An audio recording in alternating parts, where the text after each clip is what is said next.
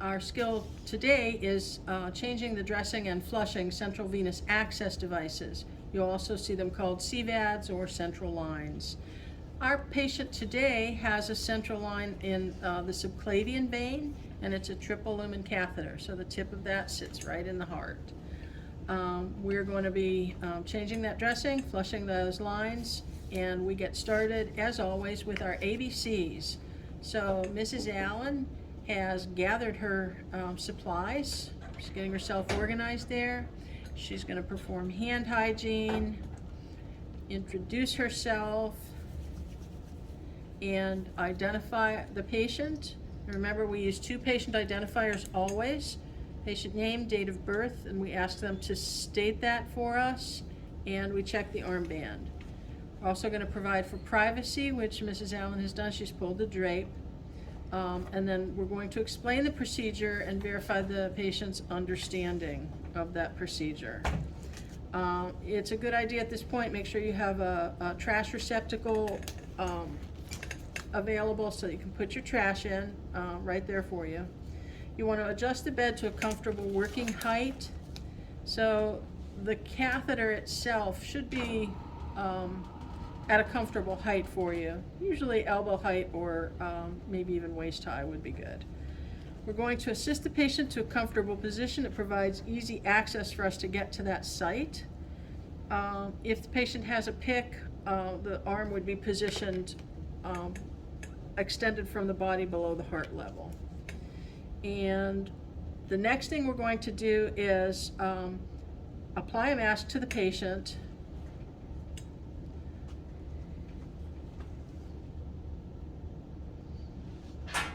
Okay, then we're going to move the overbed table to a convenient location so it's easily reached.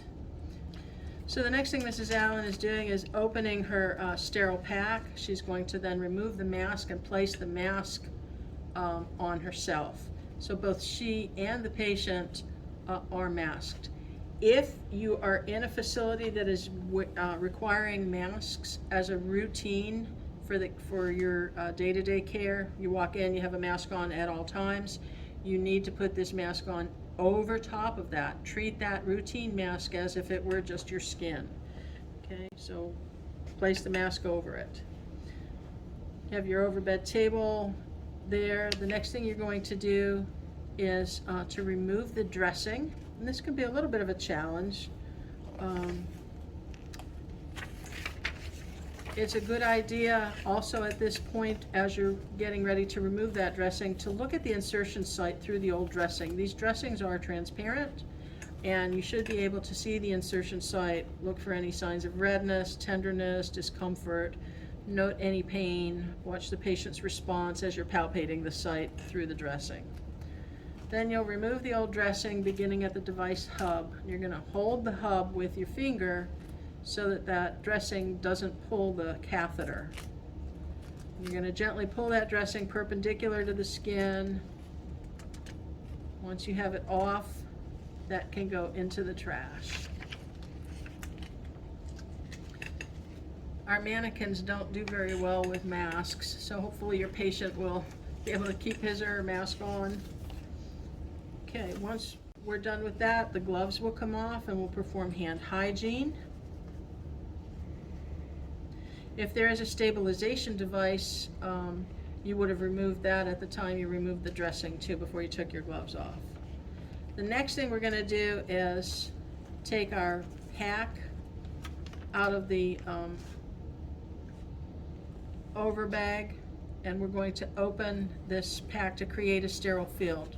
Remember, we open away from us first, and then side to side flaps next, and toward us finally.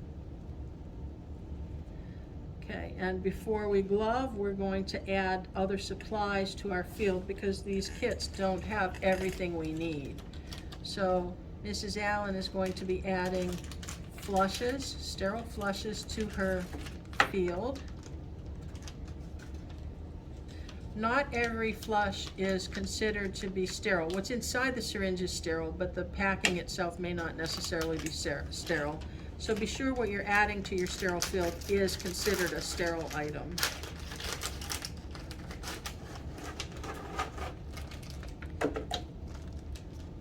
And notice that Mrs. Allen is dropping into the field from about 6 inches above. She's got 3 flushes and she's got 3 end caps. She'll be changing the end caps on the central line. And we'll get into that in just a minute, how that happens.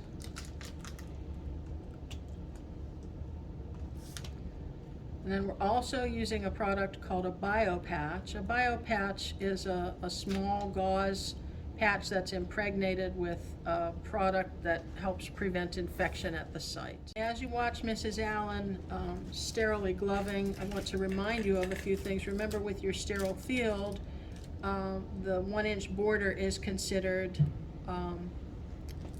non-sterile, and you are allowed to touch those the 1-inch borders on a sterile field. Okay, you want to make sure you're not going over your sterile field. You don't want to cause any contamination to your sterile field. And that's why Mrs. Allen turned, so that she's not flapping her glove pack over top of her sterile field. And always be conscious of what's sterile and what is clean or contaminated. Okay, sterile to sterile only.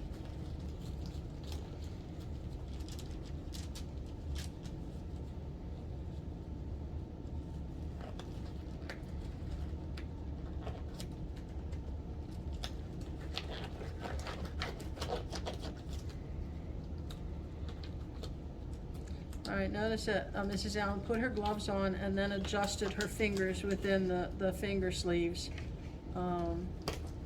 with her sterile hand, so sterile to sterile. Now she's ready to begin, and the entire time she was working with her gloves, she never turned her back on her sterile field. Now the next thing we're going to do is to clean our insertion site. Most kits these days come with a product called chlorhexidine gluconate. It's in a little device where you squeeze the wingtips together and it infuses into the gauze pad, and then you use that to clean your site. And with the chlorhexidine, it's applied using a gentle back and forth motion for at least 30 seconds.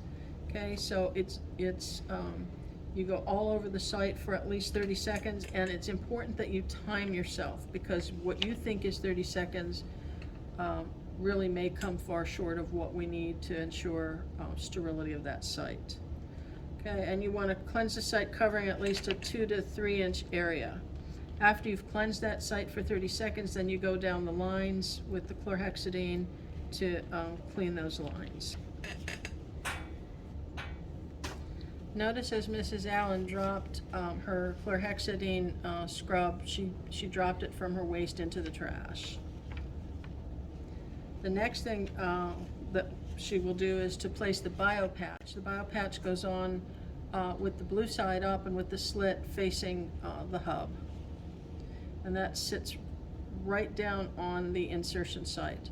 Sometimes your hub is going to be sutured in. You see the little wings? Sometimes those will be sutured in.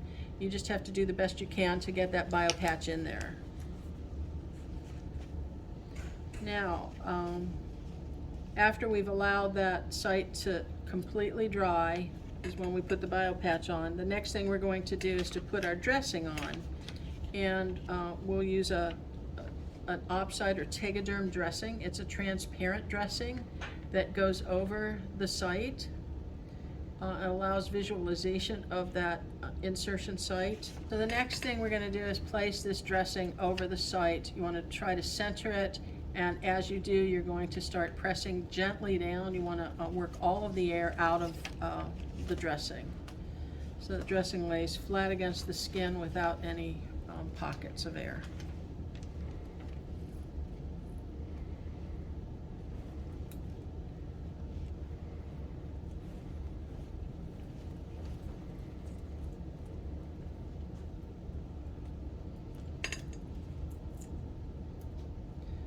And then for this particular dressing, there is a cardboard border that pulls off. It allows accurate placement of the dressing, and it seals down on the edges, and then the border comes off.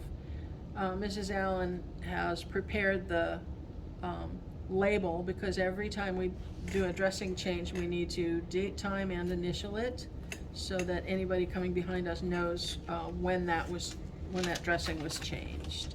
Okay, the next thing Mrs. Allen is going to do is to replace the caps at the ends of each lumen on the IV, and also flush those lines. So she added, if you recall, sterile saline to her field when she was setting up her sterile field. Now she's attaching each saline syringe to one of the end caps, and she'll get all 3 of her end caps ready first. And then she'll show you the next steps after that. So remember that everything here is sterile.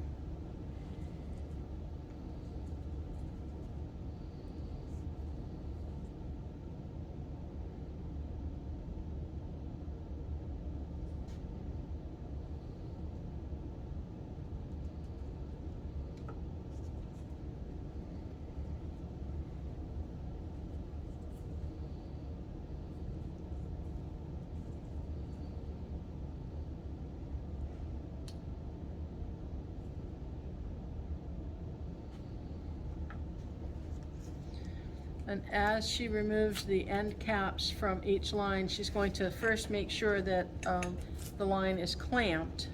So we have, it's like 3 distinct IVs. Even though they're all going into the same site, you'll see that a central line is 3 tubes within the same IV catheter. So she's clamping each line to make sure everything is safe and we won't inject air into the patient. Then she's removing the end cap, and she's going to clean that with a sterile alcohol wipe.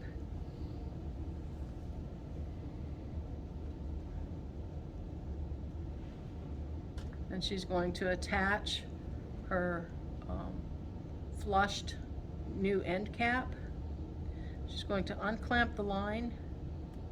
She's going to aspirate slightly, looking for blood return in the line, and then she's going to flush that through. Once she flushes through, she's going to remove that and reclamp the line. And she'll repeat the process with each line. And remember that syringes go into the Sharps container after you're finished with them. Even if they're empty syringes, they go to the Sharps container.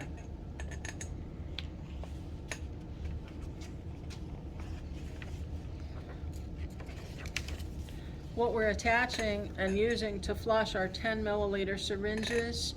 Most facilities require 10 milliliter flushes for each lumen of your central line, but it's important that you know your facility's policy and follow that accordingly.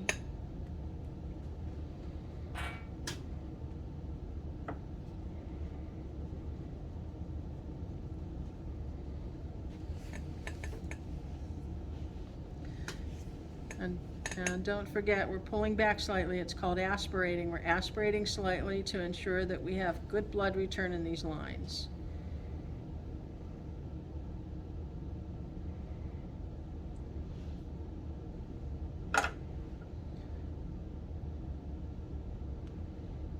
Once we're done with that, we can cover the patient. This is the point where I take the mask off from the patient because that's can be irritating to them.